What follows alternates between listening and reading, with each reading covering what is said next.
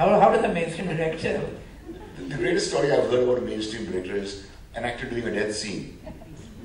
And the director is saying, "Aadi, chot lagi hai, tere ko chot lagi hai," and accompanied by a whole lot of foul words which I don't dare repeat here. And the actor says, "Sir, please, मैं expression दे दूँगा आपको, please, mind your language, don't give me bang, ये हो गया, to give the actor a stimulus." And he said, "अच्छा अभी मर सकते, मर, we all मर, all मर." Then there was another case where I had this scene in a film where I'm playing this policeman who's after the underworld or something like that, and I have this very fiery confrontation scene with 3 gangsters, and the 3 of them and I exchanged this verbal duel and so on, and everybody standing around the unit applauded and this and that, and I went back to my makeup room to have lunch, and the director comes scuttling into my room and says, "I'm sorry, I'm very sorry, we have to reshoot this scene." So I said, "But why?" He said, "Because वो जो तीसरा character बैठा हुआ ना वो तो मर चुका है."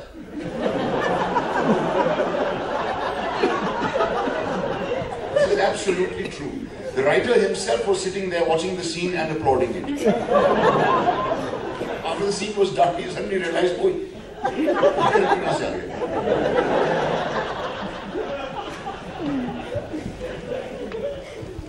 But you have done a lot of mainstream films. A lot of them have been of this kind.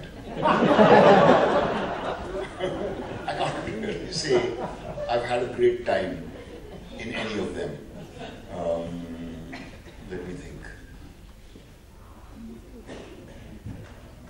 I can't think of any which I have really, called up Ratna and said, "Hey, I had a great day's shoot today," among the mainstream movies. Yeah. A Wednesday is not mainstream. Well, no, it's not, I think. But it did do very well. It did extremely well, which the sleeper, which surprised everyone. A lot of right-wingers loved it, which bothered me a little bit. बिल्कुल ये करना चाहिए, ये करना चाहिए. But yeah, I enjoyed that one because I didn't have to sing songs. I didn't have to cry over, a dead mother or anything like that. Commercial movies, I just don't think I fit in. I think Dirty Picture was a movie I enjoyed doing. Because we were taking the willy out of the big stars. It wasn't done with seriousness. It wasn't meant to be a truthful movie. It should actually have been a very disturbing film. Because that story is very disturbing. It's a very, very tragic story. But it was not made with that intention. It was made to titillate. It was made to be a success. And luckily I got cast in a part which I really had a ball doing. And I was paying tribute to a number of gentlemen I have observed over the years.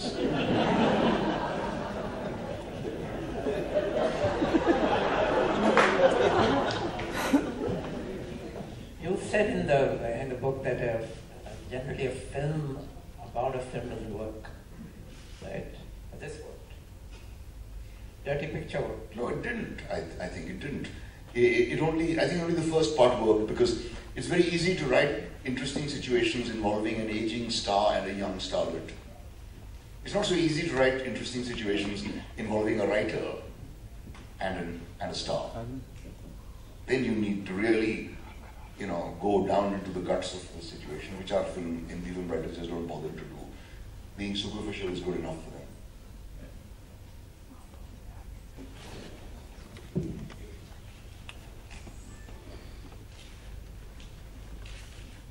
By the way, do you want to also tell the audience about Jaspal Shah?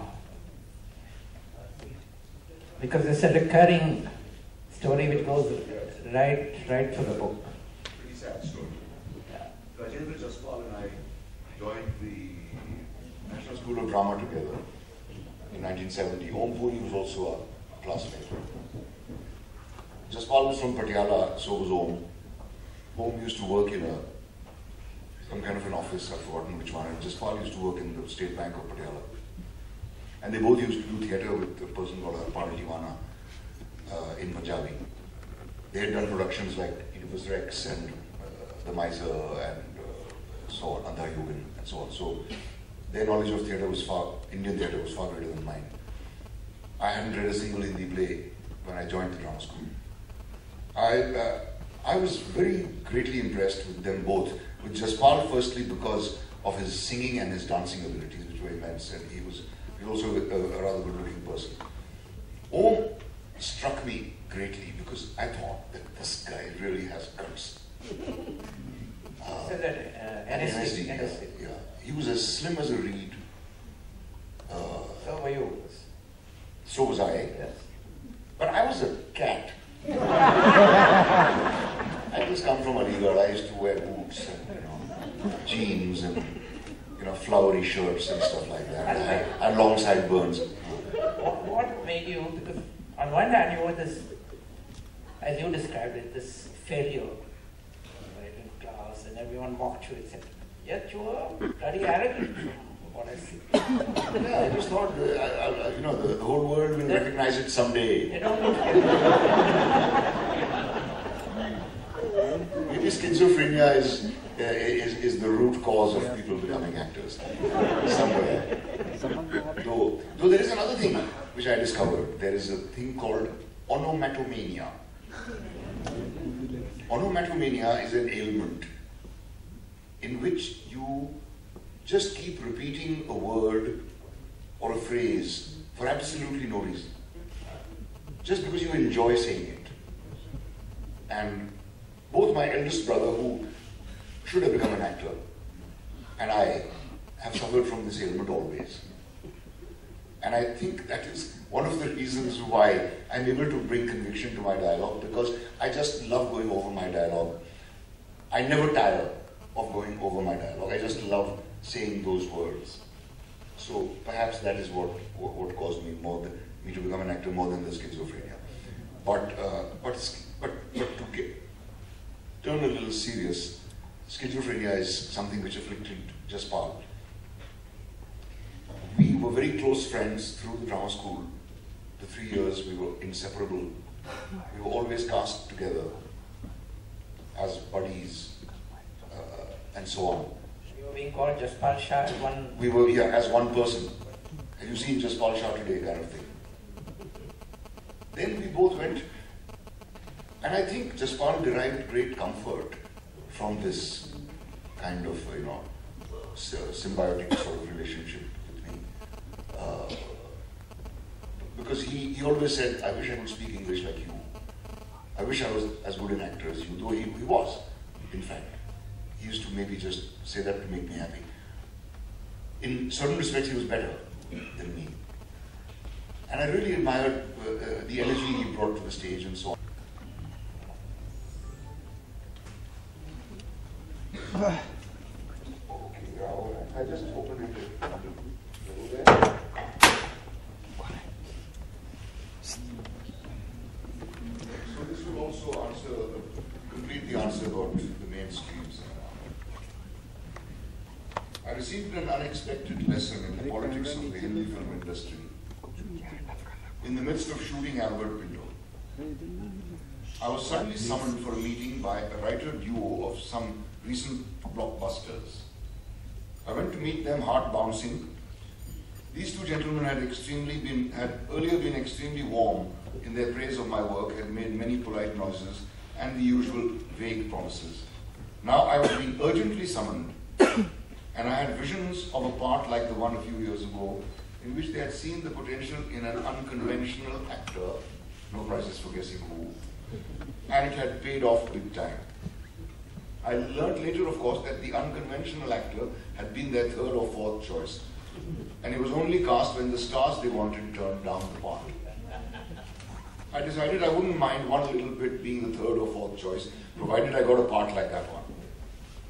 Arriving at the plush seaside residence where the meeting was, it didn't take me long to figure that I was dealing with very big brass here. The legendary director,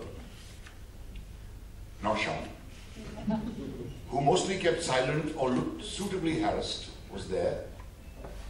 So were the producers with their shiny briefcases, and, as was unfailingly mentioned, the stunt coordinators from Hollywood. Also a journalist or two, and everyone got up to greet me. And I was nobody. Polite chat filled the room for a while as I sat there silently squirming. And finally a few subtle signals and quick looks shot around the gathering, and one of the writer gentlemen came out with it. Prima donna attitude from one of the stars in the massive film they were shooting at the moment had made them decide to replace the gentleman in question with yours truly, and I should make myself available from next week. I wasn't asked, I was told. My stunned reply that I was already in the midst of a shoot ending in 3 weeks was met with an incredulous guffaw. What film, yeah? Who is going to see it? What film is it? I desisted from naming it, not wanting to create further merriment. So I got bombarded with advice that was not without a certain friendliness. This is the chance of a lifetime for you. Think of your career. Forget that bloody film, whatever it is. And in fact, what I haven't mentioned is, they asked me who's the producer. So I said FFC. NFDC was known as FFC those days, Film Finance Corporation. So one of the gentlemen says, tell them to FFO.